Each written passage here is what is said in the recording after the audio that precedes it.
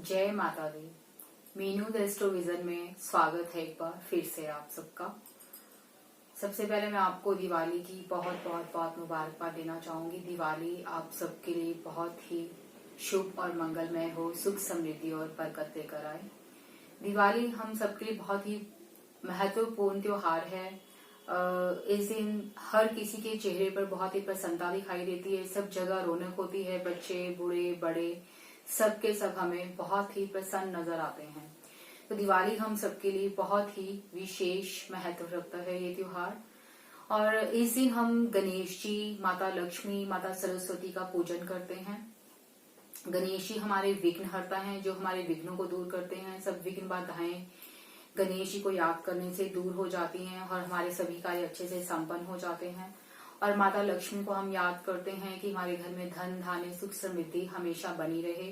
माता सरस्वती को हम याद करते हैं कि माता सरस्वती हमें ज्ञान और बुद्धि का आशीर्वाद दें, ताकि हम अपने सभी कार्यों को अच्छे से संपन्न कर सकें और धन धान्य का सही ढंग से उपयोग, उसका सदुपयोग कर सकें। तो इस तरह से गणेश जी, माता लक्ष्मी, माता सरस्वती का पूजन इस दिन बहुत ही विशेष मायने रखता है। तो हमें अपने दिन की शुरुआत दिवाली वाले दिन गणेश जी से करनी चाहिए, गणेश जी की वंदना से करनी चाहिए, गणेश जी के मंत्र जाप से करनी चाहिए। गणेश जी का मंत्र जाप है ओम गणपतये नमः, ओम गणपतये नमः, ओम गणपतये नमः। हमें इस मंत्र जाप से शुरुआत करनी चाहिए, ताकि हमारी जो विघ्न बाधाएं जो भी कार्यों में हमारे आती हैं, हमें वो ना आए और हमारे सभी कार्य अच्छे से संपन्न हों। उसके बाद हमें माता लक्ष्मी का मंत्र जाप करना चाहिए, उनका ध्यान करना चाहिए। उनका मंत्र है ओम श्रीं महालक्ष्मी नमः, ओम श्रीं महालक्ष्मी नमः, ओम श्रीं महालक्ष्मी नमः। इस तरह से हम माता लक्ष्मी को याद करके, उनका जाप करके घर में धन धान्य समृद्धि ला सकते हैं। उसके बाद हमें माता सरस्वती का ध्यान करना चाहिए, उनका भी मंत्र जाप हम कर सकते हैं। ओम ऐं सरस्वत्यै नमः, ओम ऐं सरस्वत्यै नमः, ओम ऐं सरस्वत्यै नमः। माता सरस्वती हमें बुद्धि और ज्ञान देती हैं। हम अपने सब कार्य कुशलता से अच्छे से मैनेज करें, इसके लिए हमें सरस्वती माता को जरूर याद करना चाहिए। तो इस तरह से हम गणेश जी, माता लक्ष्मी, माता सरस्वती की मदद से, उनका ध्यान करते हुए, उन्हें खुश करते हुए, मंत्र जाप की मदद लेते हुए हम अपने घर में खुशहाली, सुख समृद्धि और बरकत ला सकते हैं।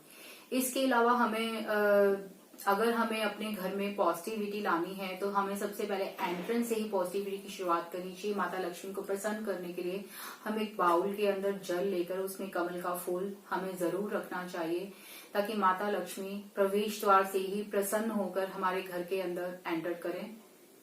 कमल के फूल से वो बहुत प्रसन्न होती हैं। उन्हें खुश करने के लिए आप घर के बाहर ही कमल का फूल स्थापित करें, ताकि वो खुशी खुशी हमारे घर के अंदर प्रवेश करें।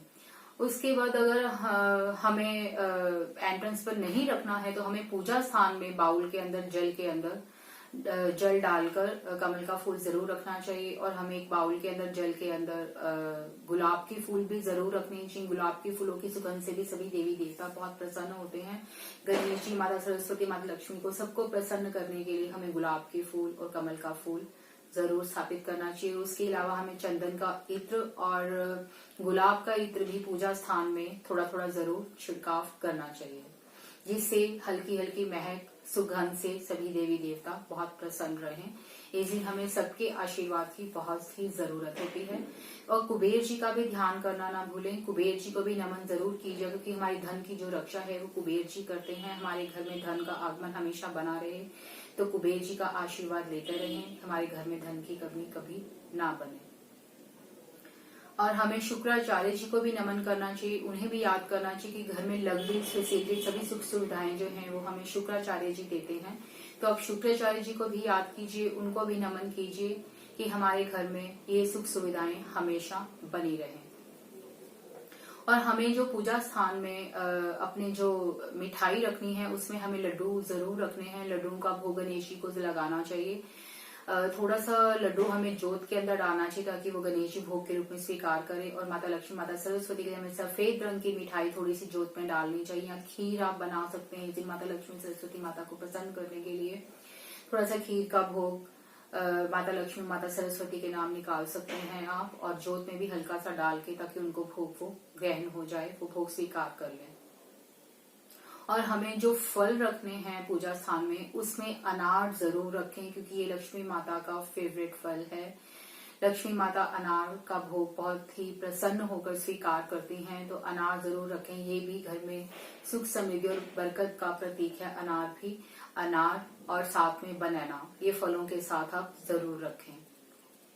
और अगरबत्ती और जोत को हम स्थापित करते ही हैं पूजा स्थान में। तो ये छोटी छोटी बातों का ध्यान रखते हुए आप अपने घर में सुख समृद्धि और बरकत और खुशियां ला सकते हैं। दिवाली वाले दिन ये सभी बातों का जरूर ध्यान रखें और जरूर करें ये सब कुछ। इसके अलावा आप मंत्र जाप करते रहिएगा। जितना ज्यादा मंत्र जाप करेंगे आप गणेश जी का, माता लक्ष्मी का, माता सरस्वती का, उतनी ही कृपा आप पर उनकी बनी रहेगी और पूरा साल आपका खुशियों से भरा रहेगा। माता सुख समृद्धि और बरकत लेगी, आपके घर में खुशहाली बनी रहेगी। तो आप पर इनकी कृपा बनी रहे। इन्हीं शुभकामनाओं के साथ मैं आपसे विदा लेना चाहूंगी। दिवाली एक बार फिर से आप सबको बहुत बहुत बहुत मुबारक हो। जय माता दी।